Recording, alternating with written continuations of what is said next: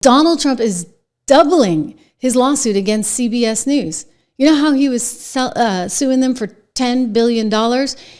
Donald Trump has just upped his lawsuit to $20 billion against CBS News. He's amending it in different ways as well. He's amending the 60 Minutes lawsuit. He's demanding $20 billion. I mean, they don't have it, let's be honest. Paramount, the parent company, it's worth some $8 billion in its trading today. And so, I'm telling you, this company is sort of gonzo if he's successful in this. What he ultimately settles for, I don't know. Like, employees are furious that they're even entertaining the idea of settlement, but he's amended it, and he's amended it in kind of an interesting way.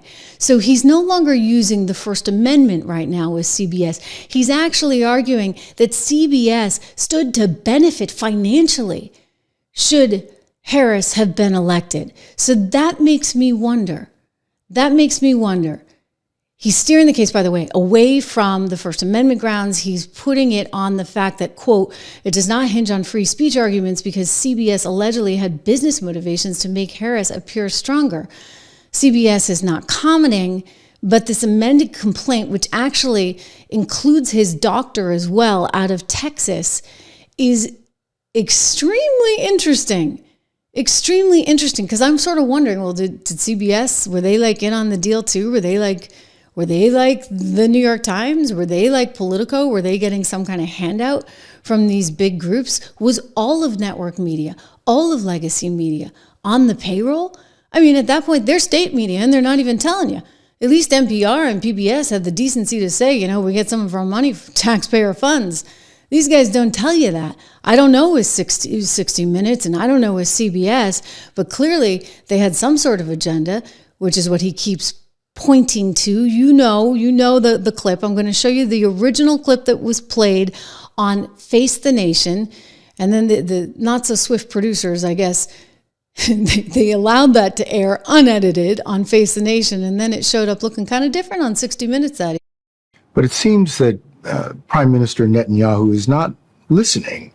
Well, Bill, the work that we have done has resulted in a number of movements in that region by Israel that were very much prompted by or a result of many things, including our advocacy for what needs to happen in the region. But it seems that Prime Minister Netanyahu is not listening. We're not going to stop pursuing what is necessary for the United States to be clear about where we stand on the need for this war to end. Whew. Can you imagine if we had to sit through the unedited versions of Kamala Harris for 4 years? I mean, that would have been just disastrous. And of course, then there's this biggie. Maybe I don't play the whole thing, but remember Leslie Stahl insisting that somehow that... This is 60 Minutes. And we can't put on things we can't verify. You won't put it on because it's bad for Biden. We can't put on things we can't verify. Leslie. You know what you told me a long time ago when I asked why you keep saying fake in the media? Yeah. You said to me, I say that because I need to discredit you so that when you say negative things about me, no one will believe you. I don't have to discredit you. But that's what you told me. You've discredited yourself. You told me that... Leslie, you've discredited yourself. When you say that you're not going to cover Biden, you're going to ask him what flavor ice cream he has, okay? That's not Instead me. of why did Hunter get $3.5 million from Moscow? Instead of why is an energy company paying your son $183,000 a month or whatever they're paying him, and he has no experience in energy. You discredit yourself. I don't have to discredit you. So this story about Hunter and his laptop, some repair shop found it.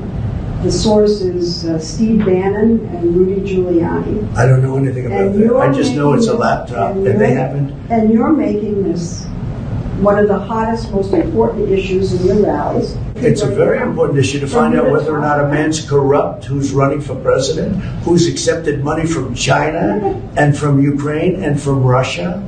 All these I think things that's have an been important investigated and It's incredible the way you can try and say this and sit there and look me in the eye and say it.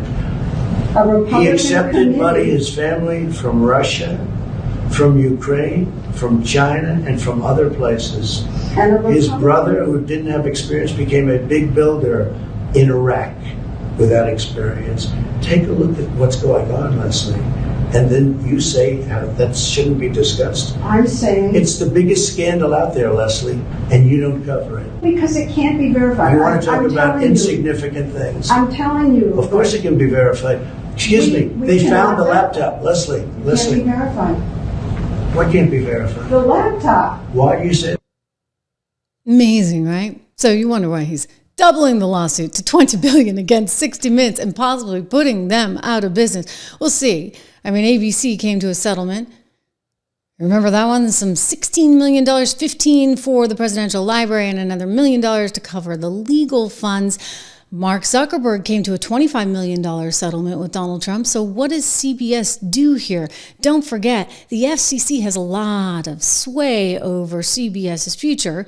Paramount, being the parent company of CBS, like I said, worth some $8 billion, is trying to do a merger with Skydance. Skydance is owned by Larry Ellison. Oh, Larry Ellison, who's actually Trump's buddy. So they want that deal to go through. And yet the FCC may actually get in the way of that because they'll say, no, we have the power over the affiliation, the CBS affiliates, and whether or not that affiliation continues. So it's very convoluted. Donald Trump definitely has the upper hand. And let's face it, CBS may have been, that's what we're going to find out, like many other news organizations, on the take. And that's why you're not hearing about it. I mean, I cannot believe how no one is covering this story. No one's covering it.